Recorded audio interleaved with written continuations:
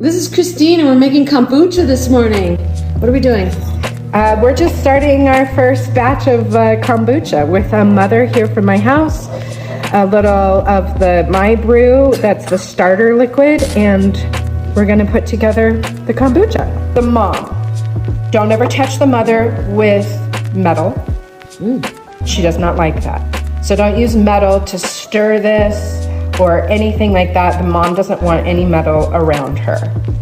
And she also really likes the exact same medium all the time. So same tea, the same type of sugar, and you can't cheat by doing, it needs to be real sugar. You can get organic sugar, natural sugar, that's what I use. But you just have to get over your whole sugar thing and just accept that the sugar is her food. It's not for us, it's for her. So the black tea and the sugar, and for 1 gallon I use 8 tea bags and I use 3/4 cup of sugar. Tea brew.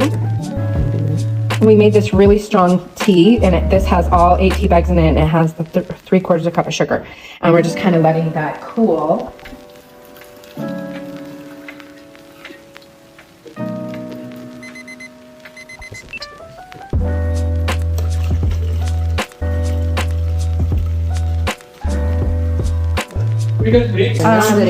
Yeah, so you don't want your mom warm, so that's the reason why sometimes I make this tea concoction in the morning and I just let it sit on my stove, and then I put it all together in the afternoon when this is cool.